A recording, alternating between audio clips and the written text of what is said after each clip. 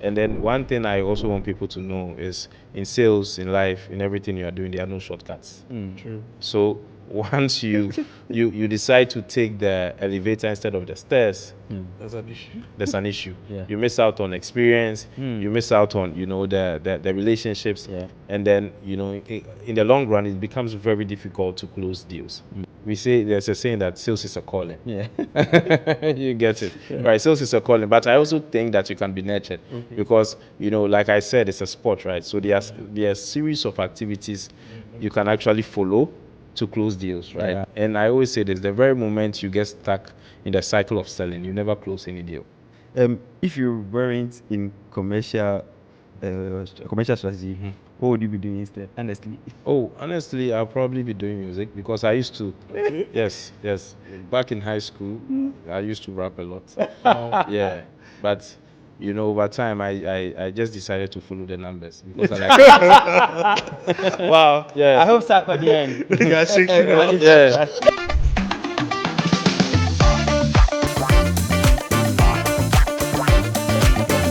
Welcome to Building Bytes, where we tell relevant stories about Ghana's tech ecosystem to fuel innovation and drive the growth of our digital ecosystem. This show is brought to you with production support from Haptel and is shot at the Haptel Academy Studios. Before we get into today's discussion, I want you to know that Building Bytes is live on national TV on MX24 on Thursdays from 8 p.m. to 9 p.m.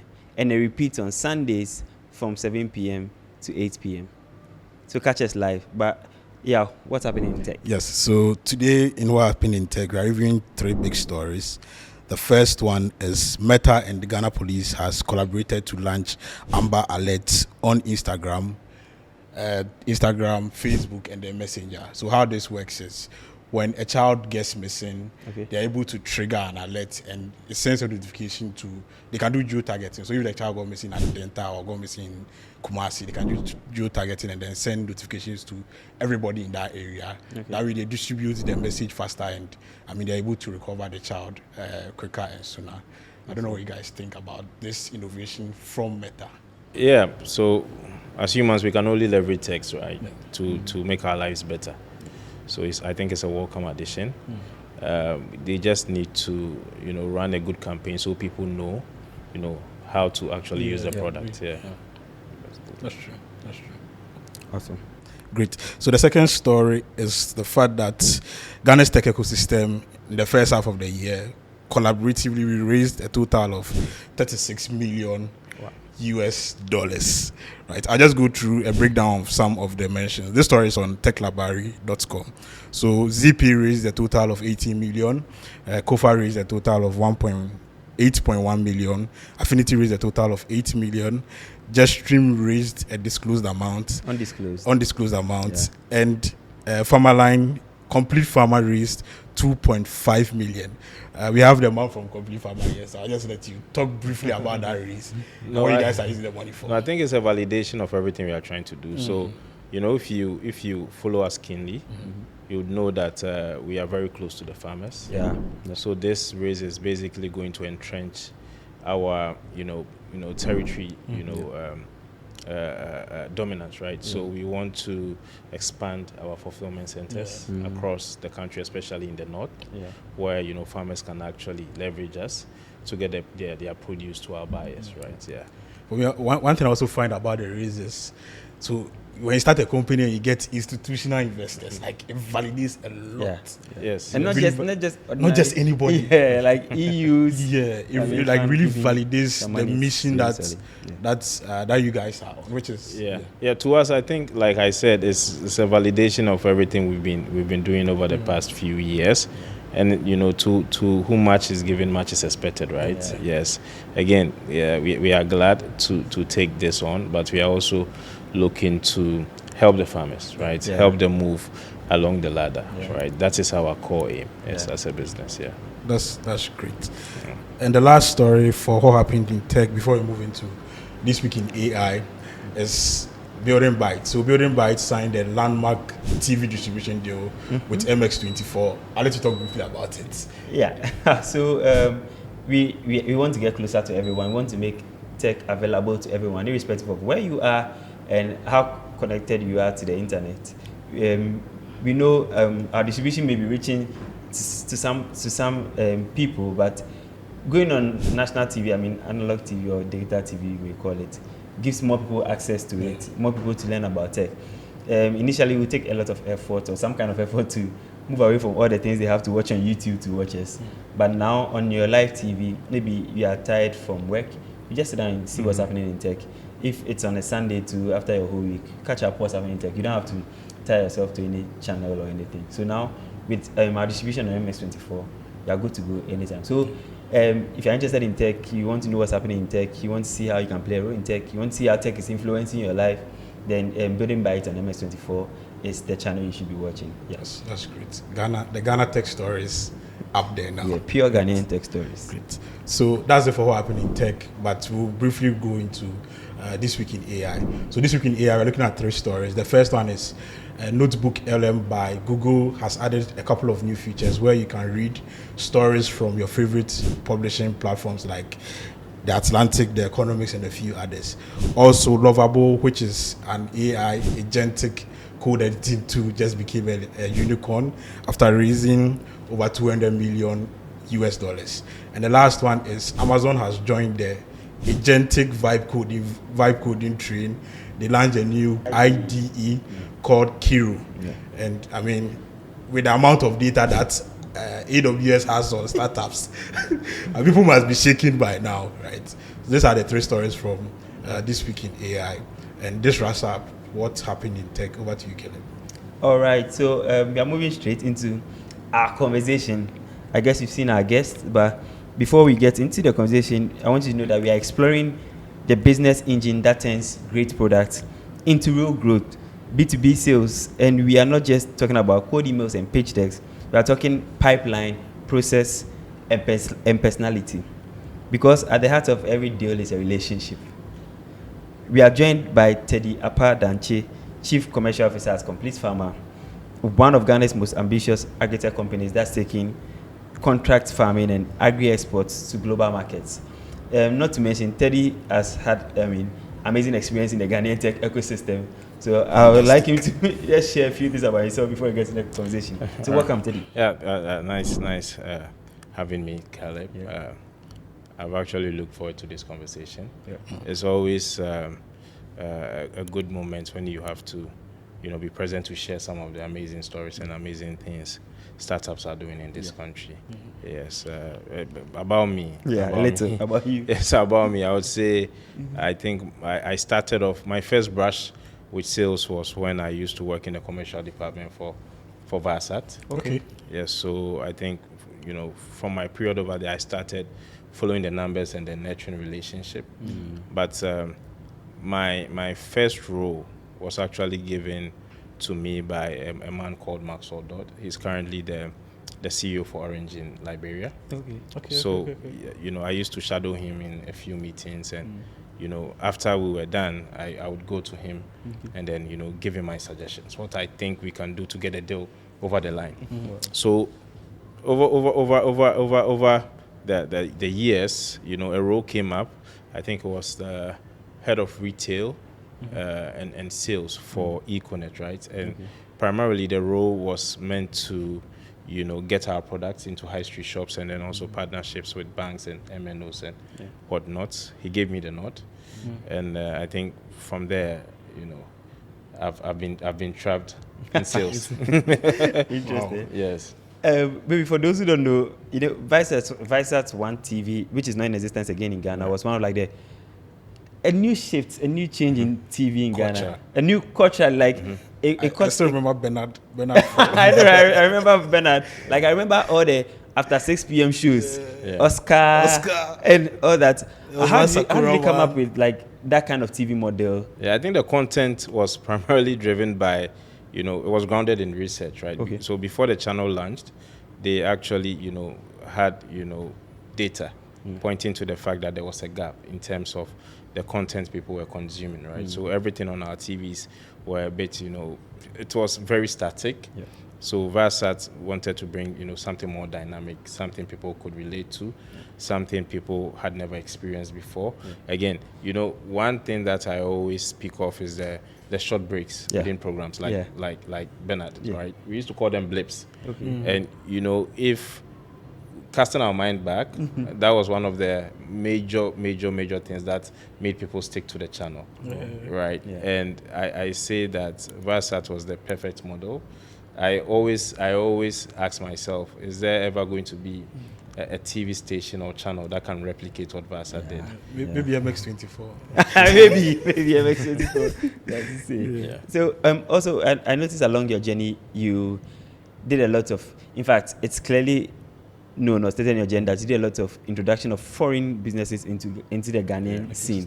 Viasat, coming from Econet, Cellulant, one of the first fintech companies. Yeah. How was it launching such a business in Ghana?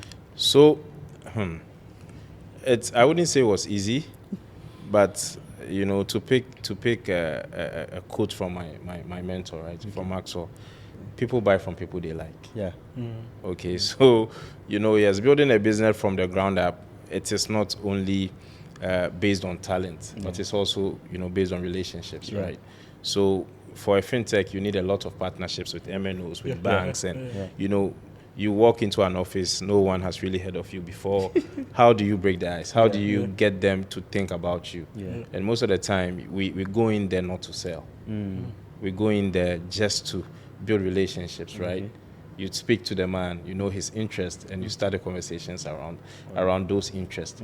And then it leads you to what you came there for. Because the thing is that every man also has a purpose, right? And if you speak to the man and his pain points in life, what he's even trying to solve at his business, you're able to find a solution for him in your mind, right? So at Cellulant, everywhere I've been, we've always tried not to sell. Wow. Yes. Isn't that hard? No. So I'm doing selling now. So no. So we always say that sales is a sport, right? Okay. Sales is a sport. So, I don't know if you've read this book by Malcolm Gladwell, The 10,000 Rule, right? It's not the 10,000 Rule. I've forgotten. Is 10,000 it hours? Either outliers. One of the the 10,000 Rule, right? Yeah. So for every man to be perfect, right, there's constant practice. There's constant scheming. There's, you always need to think very deeply about what you're doing. The very moment you see it as a chore, it becomes a problem, right? And then one thing I also want people to know is in sales, in life, in everything you are doing, there are no shortcuts. True. So once you decide to take the elevator instead of the stairs, there's an issue. You miss out on experience, you miss out on the relationships, and then in the long run it becomes very difficult to close deals. So you take your time, you listen to the clients, their pain points, and then from there you can start preferring solutions. That is where they start seeing you as an expert, not as every other salesman who is trying to profit off their problem. Okay. Yeah. Interesting. So now, recycling it back to your role at Complete Farmer. I don't want us to go there yet. So I feel like there's more. There's more, especially at Cellulant. I don't know how the market was when you guys entered. Okay, so I'll give you some insight. So when I joined Cellulant at the time, the business had in their ecosystem, I think 3 banks. Okay. Yes, when we were leaving, it was around 8. Okay. So, and this was just over a period of 12 months, and so almost, let's say, 2 years, right? We did a lot of, like I said, legwork, leveraged past relationship, and also made partners aware of what we were trying to bring. Because to us, payments was like a catalyst for economic transformation. Think of it as the introduction of the locomotive engine in Europe, right? Before that, people were finding it very difficult to get from one point to the other, right? And then, in Ghana, we were also preaching the same. You walk to your average, let's say, a street shop and you want to buy something, you're like, oh, I don't have change, go and come. And, you know, on the other side too, the person selling to you has no visibility of their transactions. They can't plan. And I always say that payment is the starting point of transformation in everything we do. Because once you follow the numbers, right, you're able to make decisions. So if you are, let's say, a merchant, right, and you check your books and you can see that a particular SKU of a product you are selling moves the most, you can actually fashion your strategy around selling more of that. You understand? So that was the message we preached to our merchants. So the adoption of our solution started from there. And even for the banks, we also preached the swiftness of transactions being performed, and also the opening up of global merchants to the ecosystem, because Cellulant had that, right? So global merchants like the Emirates, the Ethiopian Airlines, Cellulant had those merchants in the ecosystem. And for the banks, they also had customers who wanted to, make payments to these merchants. So what do? You bring them together. Yes. I know banks are like one of the most difficult. No, for me, I wouldn't say they are difficult. They are regulated. So for the bank to also decide to go with you, it involves a lot of internal stakeholder engagement, and also the persona in there leading the charge also needs to fully understand what he or she is going to, their bosses with, right? So it's all up to the value proposition, right? And once it makes sense, yes, it might take time, because again, they are very regulated. But stuff do happen with banks. You just have to know how you engage them. Yes, that's great. All right, so I think we've already got into a conversation, but to hit on the right track that we want to work on, what do that Complete Farmer? How is your work like for the one getting to know, if you know even what Complete Farmer is from your own Okay, so I'll start with what we do at Complete Farmer, right? So Complete Farmer, it's an agri-tech, right? That basically gets our farmers closer to global markets, right? How do we do that? We do that via, our products, right? We have the grower product, we have the buyer product. So the grower product is basically a product where farmers can actually use, to get, agronomic farm support. They can also get weather information. They can get access to inputs, inputs on credits, obviously. And also they get agents who readily visit their farms to ensure that they are sticking to the farming protocols, right? And then the buyer product is a product where is the vehicle where international buyers like, the globally renowned processors, FMCGs, commodity buyers, they come onto that platform and then they source commodities, right? And the commodities they source are what we call at Complete Farmer our focus crops. So when they're on that platform, they see our 10 focus crops, and when they like a particular product, they place an order on there, right? So once the order is placed, we take that order, and then we also contract our farmers to grow and meet the specification of that order. So that part is called the customized order, right? And we also have what we call available orders. There are buyers who are in need, and when they come, they want to buy what you have in your fulfillment center. So those conversations are called available orders. So basically, it's a marketplace where we have the buyer on one side, the grower on one side, Complete Farmer in the middle, making sure that these two collaborate and talk to each other with very minimal friction. So basically, that is what we do at Complete Farmer. And my role at Complete Farmer is, I would say, just straight to the revenue. Revenue and growth, right? Yes. So my team and I, we are in charge of ensuring that the buyer platform is working well. We are getting enough buyers, who are, coming onto the platform, placing orders, and then, liaising with the operations team to ensure that those orders are fulfilled, basically. And then there's the marketing side of things, right? The growth side of things. So we also ensure that the awareness that is required to boost, our platforms, our products, adoption on ground, adoption on the upstream side is also there. And then we have the customer experience bit that is also under my purview, basically. Awesome. So he clearly knows. I mean, there's a lot under his purview. So, but getting into sales, what's brought you into that, like that role? What prepared you for that kind of role? Yes. No, I always say that there's even a gap. I was having a conversation with a friend that I think that, sales professionals need to come together and coach, people are aspiring to get into sales or people are already in sales, right? Yeah. Because sales is it's either you have it or you don't, right? We say there's a saying that sales is a calling. Yeah. You get it. Right. Sales is a calling. But I also think that you can be nurtured because, like I said, it's a sport, right? So there are a series of activities you can actually follow to close deals, right? Yeah. And for me getting into sales, I was privileged to work under a man, Maxwell Dodd, who is like a titan when it comes to sales, right? So I would say I had the best coaching ever.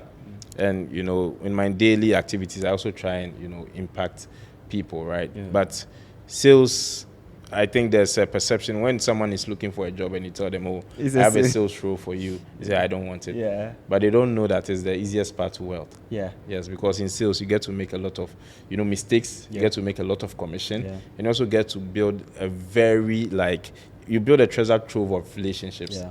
There are a lot of people you can fall on, right? Because you are in the faces of a lot of people every time. Yeah. It enhances your public speaking. Yeah. It helps you to think on your feet. You become innovative. Yeah. So when people are out of school and they don't know what to do, the first thing I tell them, try doing sales. Yes. Oh, awesome. So getting into leadership,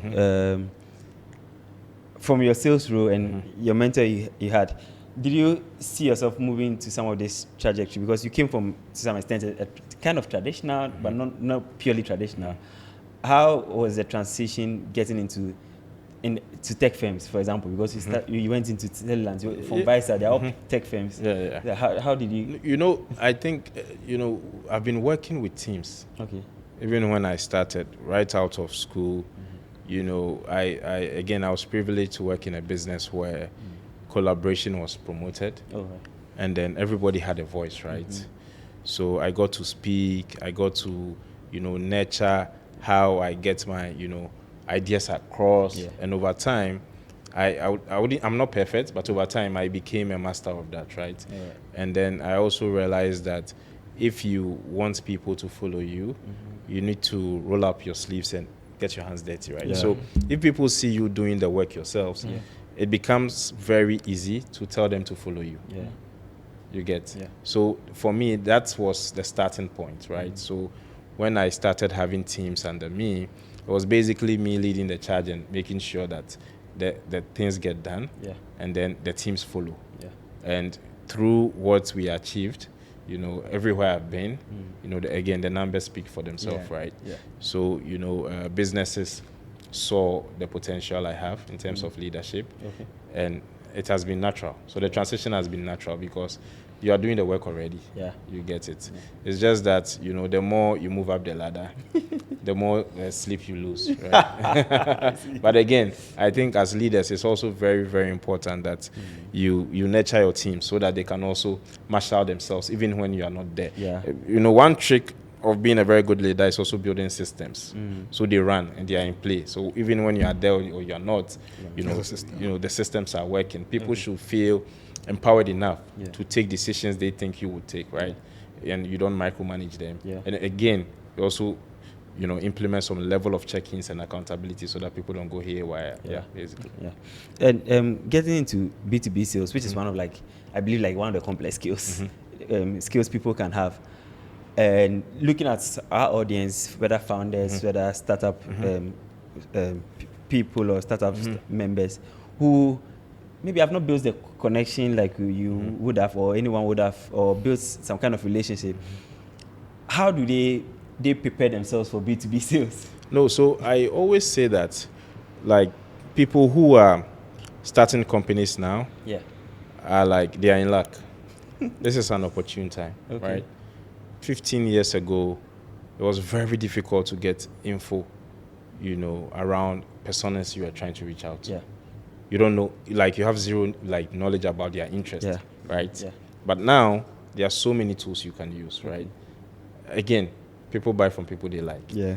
So if you are doing B2B sales, ditch the traditional, my name is, I saw this and that, and I think you would like what you are doing. No. there needs to be a certain level of personalization in your outreach, right? Okay. And people also have a very short memory span, right? Attention span. Yeah. So once you send an email that is bulky, you get it. So Yeah. highly personalized, straight to the point. Okay. You get it. You put your value prop in there, straight to the point, highly personalized. And again, there are so many things you can also leverage, right? For tech companies, there are a lot of trade shows. Okay. There are a lot of trade shows where buyers and like minds, Yeah. they all congregate.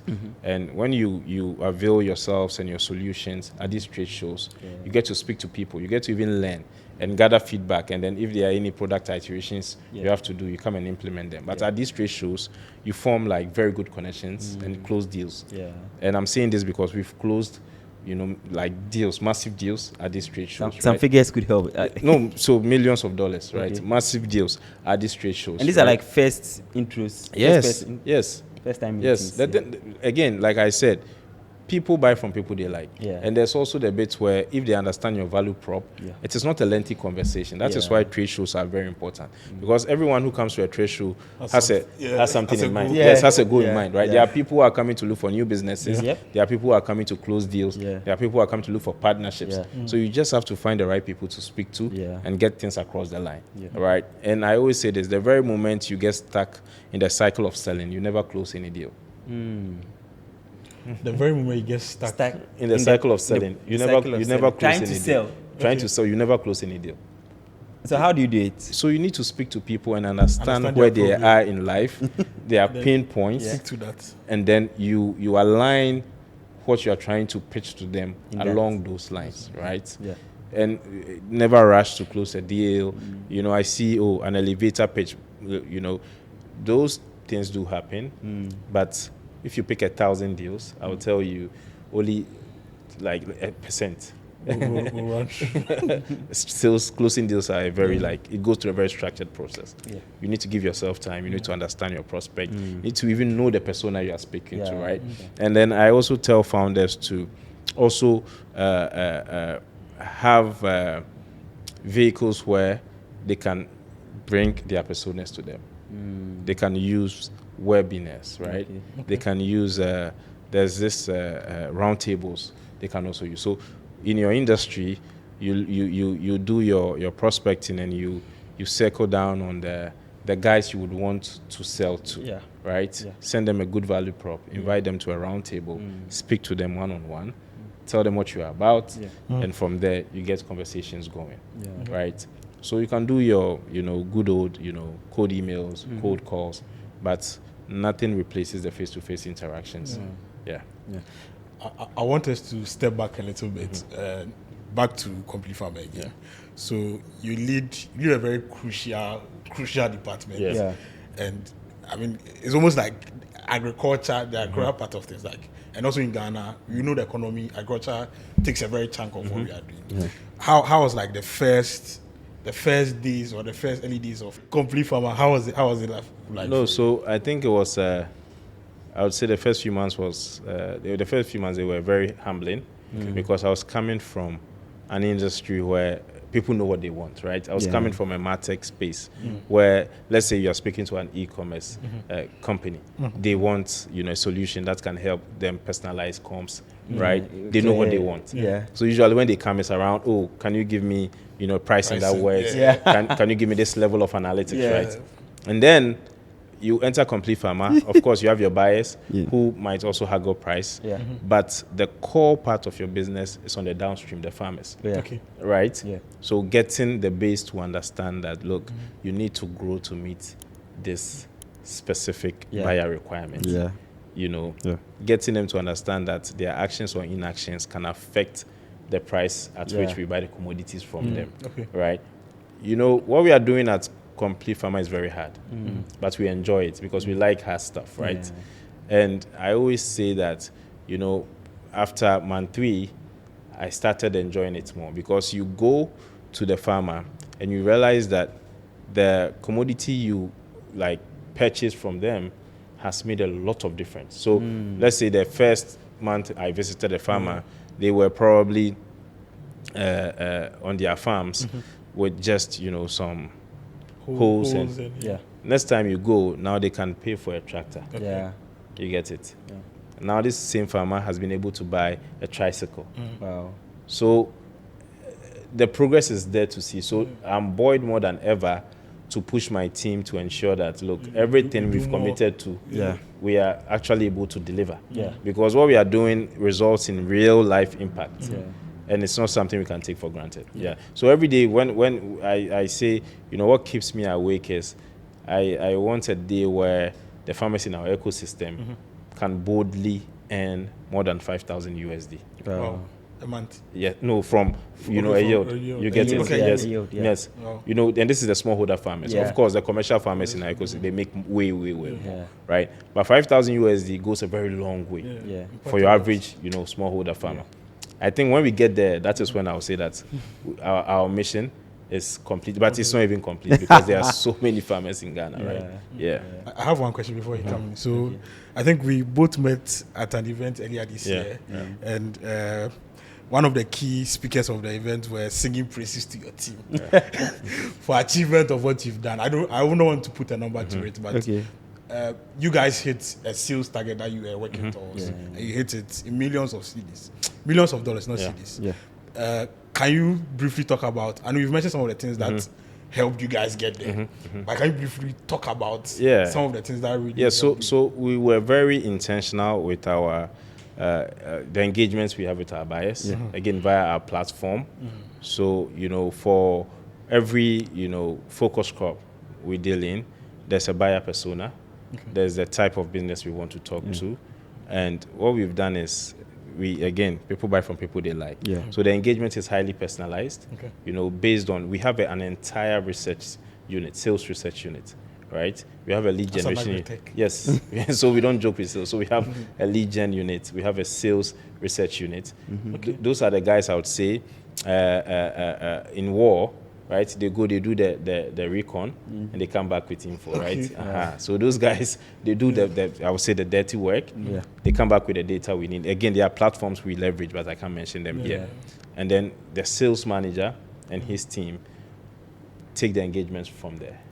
Okay. So everybody we are speaking to, we know what we are speaking about. Yeah. We know what they've bought from our region. We know the quality they've sourced from Africa. We know the seasonality. Right? So we have people in our pipe we won't speak to right now. We are only going to speak to in August. Okay. But they know we are going to speak to them in August because we've already sent them emails and they are aware. Yeah. You get it. So everything we do is very tactical and structured, right? And like I said when we started, sales is a sport. Sales is not, you just don't wake up and start blasting people emails. It's very structured. You take them through a series of sequences, right?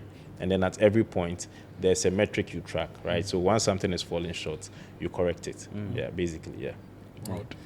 So I'm thinking, how do you sell, maybe as a founder, as a young salesperson, leading a team or running a team or in a team, how do you sell big when you are at an early stage and fundraising and your product is still evolving? Like you are still working on stuff. Things are not up to there yet, and you still have to sell it so that by the time it gets there, it's ready to be delivered. How do you do that? You need to also, I'm in that position now. Yeah, I say this. People invest in marketing, right? Yeah. And then they don't invest in sales at the early stages. But the focus should be sales. Okay. Because when you have like salespeople, they can get their product out there and get you real product feedback. Yeah. True. Yeah. You understand? Yeah. People have to use the product. Yeah. So there are some, clients who will say, they'll give you a chance, right? Yeah. And say, oh, okay, we would like to try this. But off the bat, people will say, okay, if you are trying, this is what you have to pay. Yeah. Right? But sometimes you need to also give them, okay, a trial period. Yeah. As a sweetener. Yeah. Like 30 days, 60 days. Even the big companies do it. Yeah. So as a local boy starting out, you should follow the money, but it shouldn't motivate you. You should get people to use the product to get feedback, to tweak the product to meet. Because now the thing is, we are not just competing against local rivals. Definitely. The very day you launch, someone in Southeast Asia has launched what you already have, right? Yeah. And people also have access to information. They can Globally. easily get whatever you are pitching to them anywhere. Yeah. So your value prop, should be refined by users as you go along. Okay. Even though you already have the initial one, you should try and get salespeople who can get your product out there. Okay. That is a starting point. Oh. Yeah. Oh. So for that person like coming in early, trying to sell, are you trying to say that they shouldn't sell a product in building mode, or No, I'm not saying they shouldn't sell half baked product. What I'm saying is, whatever you've built, there would never be a perfect product. Definitely. Even the Googles, the Microsoft, they are always tweaking their products. Yeah. But how are they tweaking the product? They are tweaking the product based off data, user data, right? Yeah. So if you don't get your product in the hands of users, you're stuck. Yeah. So any founder who wants to really make an impact should invest in sales. They don't even have to have like a running sales team. They can become their own salesperson, right? Yeah. Because nobody even knows the product than you. Yeah. So carry your product on your back, push it to the people you think need the product. Yeah. Beg them to use it if you have to. Okay. Beg them to use it if you have to. Based on their feedback, you can refine the product. Sometimes the tough customers are the ones who are going to, give you a lot of stress. and even let you make money in the long run. Yeah. Because you get a lot of insight from them. You Yeah. refine the product. And now when other users get to experience the product, they'll be like, well, what is this? Right? Without knowing what you've been through. Yeah. You get, yes. That's true. Yeah. That's true. So, on also personality, I mean, how does people's personality and their background affect their sales output? So like I said, people buy from people they like. You don't have to be a nice person. You don't have to be, cheesing from year to year each time you speak to a prospect. Yeah. But the thing is that, sometimes you're speaking to a prospect and you've not researched. Yeah. You have to research. And based on that data, you can get people to like you. It might be the man's birthday, and then you're speaking to the man and you say, oh, hi, Mr. So-and-so, happy birthday. And then, for all you know, no one has wisdom because of his level, right? Yeah. Maybe you are probably speaking to a client based in Nairobi. Yeah. You jump on the call, and, as a salesperson, you should know what is happening in Nairobi. Yeah. Maybe the route, maybe the weather. Yeah. So you ask him, hey, how is the weather in Nairobi? Accra is pretty hot. How's it going? It breaks the ice. From there, people start talking. Yeah. Or you can say, oh, you've seen a lot of, routes on the streets of Nairobi. What's really happening? Yeah. Just opens up conversations. Yeah. And from there, it stokes an interest. And the man would look forward to speak to you more. Yeah. That is how you start. Yeah. I hope I've answered your question. That's very basic, right? Very, very basic. Very basic. And I mean, in your case, how do you feel your personality, your leadership has broken some of those ice for you personally? For me, like I said, I think sometimes I don't even recognize how far I have come because of the so many deals and so many interactions we've had. So I met someone at Africa Tech Summit in Nairobi, right? We just had drinks. We went for a walk, just, rubbing off each other. Ideas. I get to find out he works for one of the biggest telcos in East Africa. They are running a software, an e-commerce that they just started. And they are in competition with, M-Pesa is an entire marketplace, right? Yeah. So over there, we just share ideas, what we can do together. Yeah. And then from there, the sale is closed. Like, Teddy, send me a contract the next day. Wow. It's not because your product is superior, but he feels that he can trust you. Yeah. And you have his best interest at heart, right? Because now he can relate to you on a personal level. Yeah. So relationships, they are like the biggest catalyst when it comes to closing deals. Yeah. Aside the value prop, so it needs to match. So there needs to be a balance, right? Very good relationships with whoever is buying from you. Yeah. The product also needs to match. And sometimes you don't also oversell and say, oh, my product can do this, my product can do that, or this competition cannot achieve this with their product. But in real fact, your product can't. Yeah. So when you are speaking, you also let them know what is real, right? Yeah. We are trying to solve for this, but this is not online yet. Yeah. But we actually have a roadmap for that particular feature. Yeah. And once people know these details, they tend to, Wow, awesome. Earlier before our conversation, we were talking about how also data is key, because you mentioned there's a need to prepare for whatever conversation, whatever pitch you're going to do. And you've had experiences where data have shaped markets. So for founders even building, early stage sales guys and all that, how should they take data beyond even those they speak to? How did they approach data in selling? I would say it even starts off from the product itself. Okay. Right? Did you do your analysis to know the total addressable market? Whatever you are building, do you have people who are going to consume this? Has this like been done elsewhere in the world, right? What was the outcome, right? Yeah. That is where you should start from. Okay. And from those learnings, you can decide whether to build a product or not. So we have people who are very good product guys, but they don't work with data. So they build very good products in their eyes, and they just say, oh, the product is fine, but no one is using it. Yeah. At the end of the day, the market will show you. Yeah. Did the market, The market yes, will show you. did the market call for that product? Yeah. That is the first thing you need to ask yourself, right? It starts from there. Once you've answered that question, when you are speaking to your prospects, you just, like I said, you just don't start, sending emails. We call that spray and pray. Yeah. It never ends well. Yeah. Every outreach should be backed by data. So in our instance, right, if you are speaking to someone who, let's say, is a processor of ginger in India, right? Yeah. From our data sources, we're able to know the metric tons of data they imported the last year, the price at which they bought that, metric ton, right? Yeah. The frequency of purchase, the things they look out for. Are they, price hunters? Are they guys who like quality? Yeah. You get it? Yeah. And based on that, the outreach is shaped. So when the lead gen officer is sending an email, everything is captured in there. Wow. And then we send, like I said, people have a very short attention span, right? We just send a one page of our value prop, and that's it. And the success rate of that way of working is very, very high. Wow. Very high. Wow. Yes. Because the guy receives, so imagine someone is trying to sell to you. You open your email and it has this detail. And then there's another guy also sending you an email, very generic. Yeah. Hi, I have a platform. Can you buy from me? No. We have very good prices. Maybe the guy, for him, it's not about prices. It's about availability and capacity, right? Yeah. That's all. Yeah. Wow. So what are some of the tools and systems you suggest to?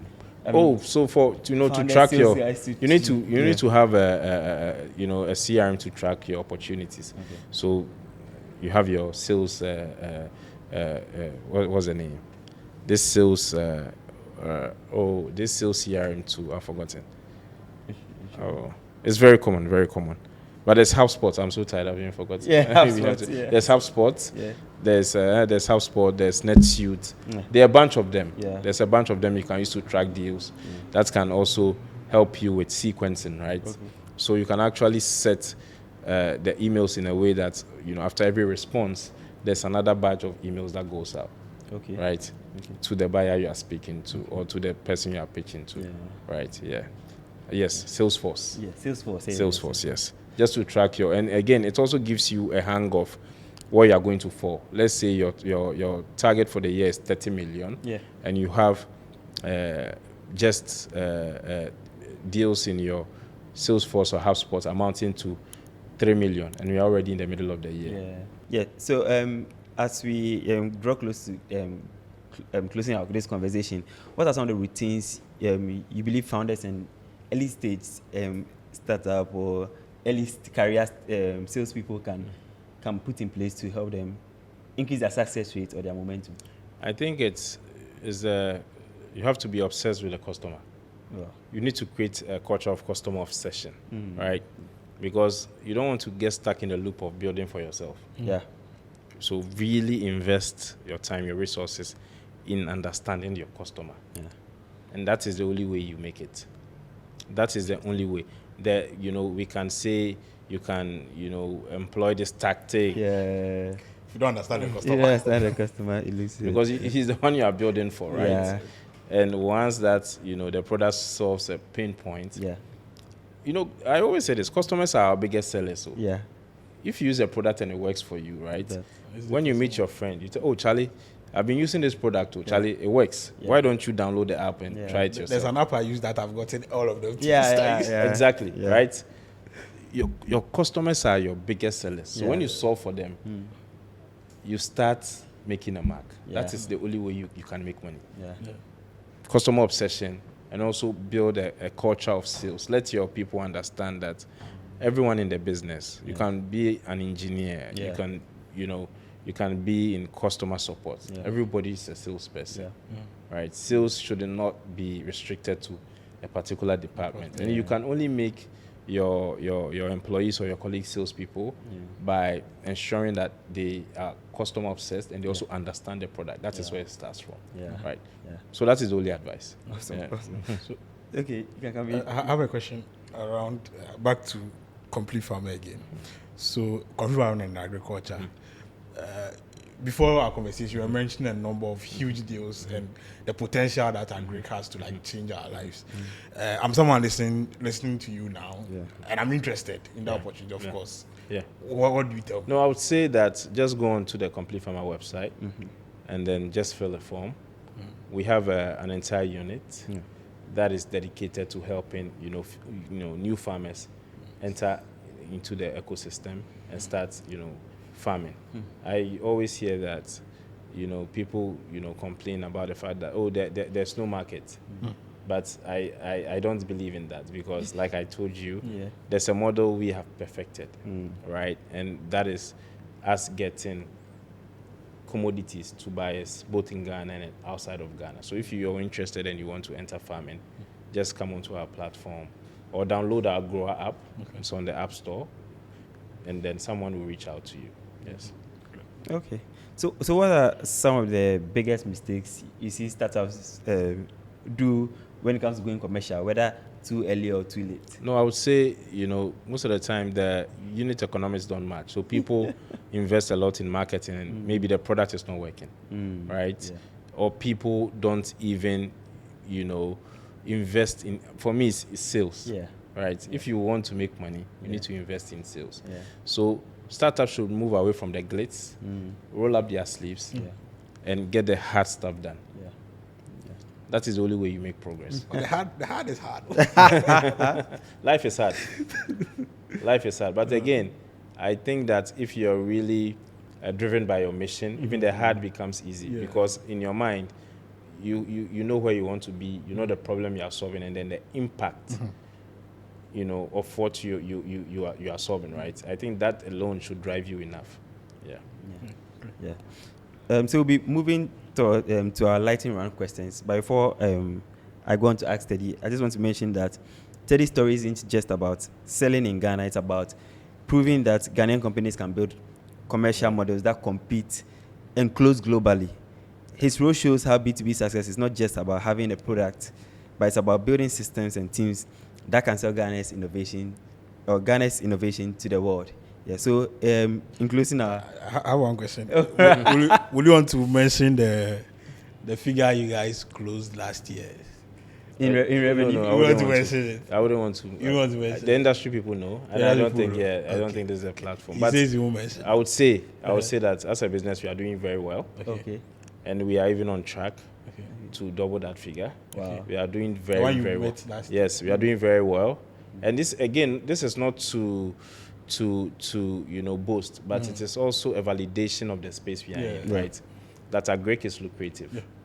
With the right systems, with the right support, like what we are giving to our farmers, you can actually invest and make like a sizable amount of profit, basically. Yes, because without our farmers we are nothing, right? Yeah. So on the lightning round questions, what's one sales metric you check first thing on Monday? On a Monday. On a Monday, it's usually around, because I'm a numbers person, right? Yeah. So we have numbers attached to everything we are doing. So for the team, so where are we in terms of, there's a certain, number of deals we are supposed to close in metric tons for each commodity we move, right? Yeah.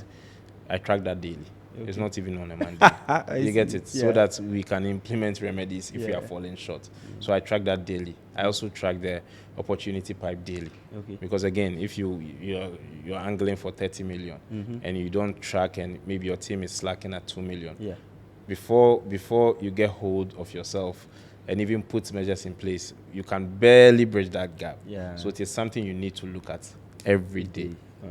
Before we go to the next question, how's your team set up in terms of units under your team? Yeah, so in the commercial team, so we have sales, we have marketing, we have customer support, and then we have the business development units just for our formal growers. Okay. That's the commercial farmers, right? So, and then under them, under sales, you have the account manager, you have the sales reps. Under marketing, you have the marketing associates, you have the product marketing lead, you have the lead gen associate, right?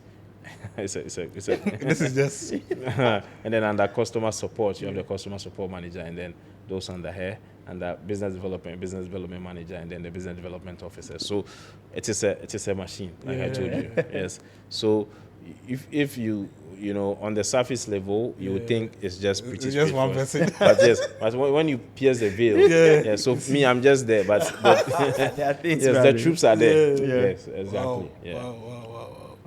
So, pitching in one sentence, why should a global buyer trust a Ghanaian AgricTech startup?